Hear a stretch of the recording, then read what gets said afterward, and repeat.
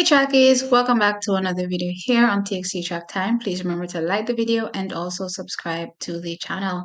So I want to do a preview of the Monaco Diamond League, focusing mainly on the sprint events. Yes, yes, I want to focus mainly on the sprint events, and I do believe we'll be getting a really mouth-watering clash coming up at this particular Diamond League over the women's 100 meters. So I want to dive in and discuss my thoughts as it relates to what could potentially happen here. And it's kind of a window into what could potentially happen in Paris because, barring any mishaps, I believe a few of these athletes will be in the 100-meter finals, in Paris, vying for gold, silver, or bronze, right? So, with that being said, the women's 100 meters comes up at the Monaco Diamond League tomorrow. So, look out for the results for that. And in the starting lineup is Zoe Hobbs from New Zealand. She's in lane one. Tamara Clark from the United States of America, she's in lane two. We have Dina Asher-Smith from Great Britain, she's in lane three. Marie-José Talou from the Ivory Coast is in lane four. Julien Alfred from St. Lucia is in lane five. Aaliyah Hobbs from the United States is in lane six. Tamari Davis from the United States is in lane seven. And Patricia van der Weeken from, I believe this is Luxembourg, and she is in lane eight.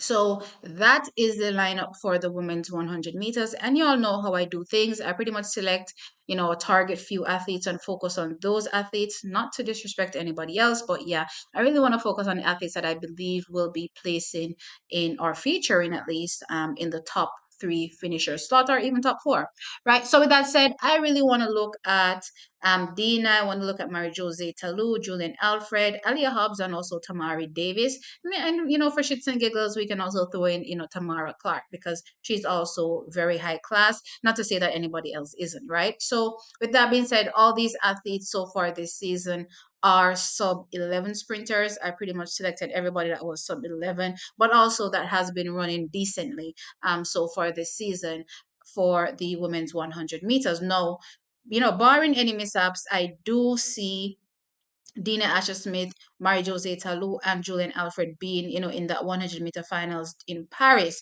Unfortunately for the likes of Tamara Clark, Aaliyah Hobbs, and Tamari Davis, they didn't quite make the cut at their championships to make the 100-meter individual team. So more than likely, we may see a few of them on the relay, like a Tamari Davis or an Aaliyah Hobbs.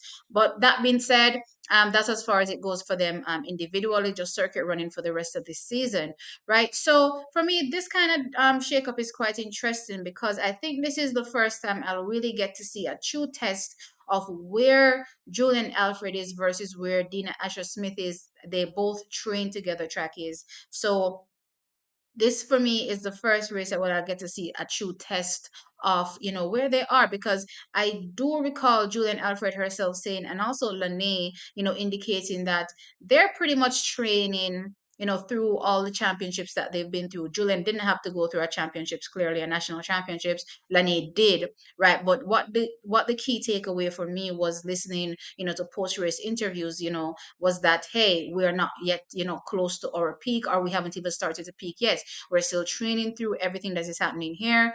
But my assumption is, as we get closer to Paris, we should start to see the times kind of, match what we're expecting the performances to be back then. And it's kind of interesting because when Julian Alfred ran this 10.78, that is her season's best, second fastest, no, third fastest, no, third fastest in the world, time, she was not at a peak, right? Or, still, as you would say, training through all these competitions that she'll be taking part in. So it's going to be interesting to see what happens in this race tomorrow.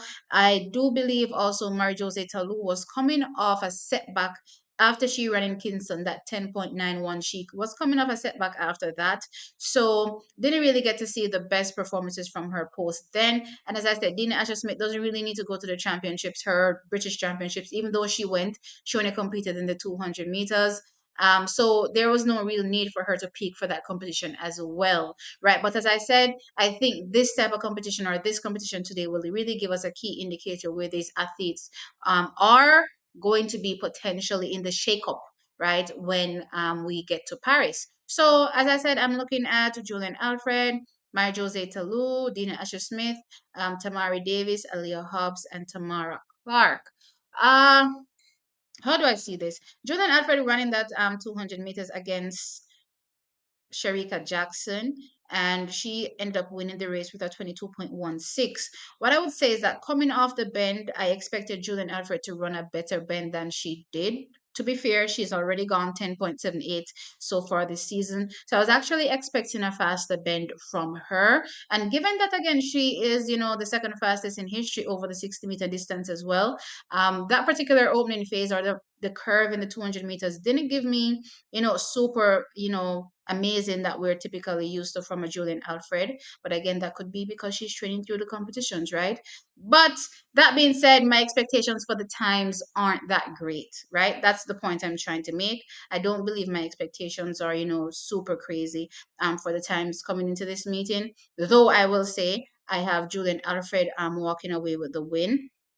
I'm hoping that Mary Jose Talou is in better stead coming into this competition. I think Dina Asher Smith and Mary Jose Talou will be at a tug of war for second, in my opinion. And then I think Tamari Davis, she's been competing, well as well. I think she'll be in there, for fourth. And Aliyah Hobbs will also be in the conversation as well. So that's pretty much how I will, or at least how I'm seeing this women's 100 meters right now.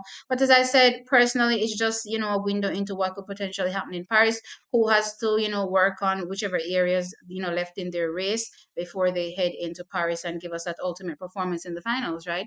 So, yeah, that's the women's 100 meters. Those are my thoughts there.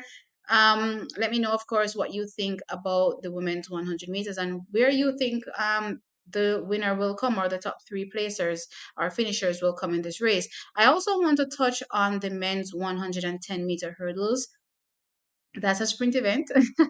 And I really want to touch on that because this is the first time Grant Holloway and Rasheed Broadbell are matching up against each other this season, and I'm excited for that. One, Grant Holloway has been killing it, but not only Grant Holloway, the Americans in general have been killing it this season. We've seen phenomenal times from them so far. So we're in this race from Switzerland is Joseph Jason. He's in our Jason Joseph, sorry, he's in lane one. Rasheed Broadbell is in lane two.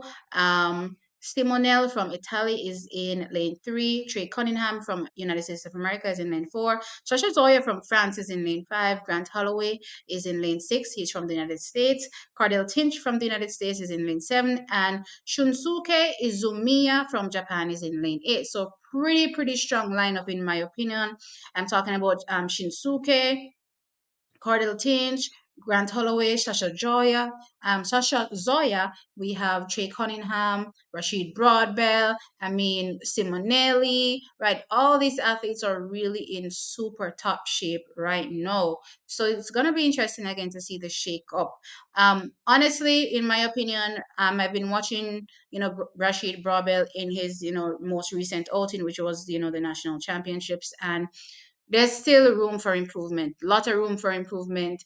He did have a setback, he did have surgery, so there's that to factor, which is why he's not going as fast as he could potentially be going, as we've seen in previous seasons. But again, time waits for no man, and the Olympic Games is right around the corner, so he pretty much has to be ready in 3 weeks, right? So this race, I do believe, will also give us a key indicator as it relates to how much further along he is, not just in terms of speed but technically as well. Y'all know I've been having an issue with Rasheed Barbell and how he technically clears hurdles, right? I believe there's a lot of work or a lot of room for improvement there from him technically, because when you go up against the Americans, even the French, the Japanese, they're all really technically flawless, you'd say, over the hurdles, right? And that's the level that I want to see a Rashid Broadbell get to. So that's what I'm looking out for in this race, a cleaner race from Rashid Broadbell. That's what I want to see, and potentially a better start and also a cleaner race. Where would that get him, Is I'm not necessarily sure, because as I said,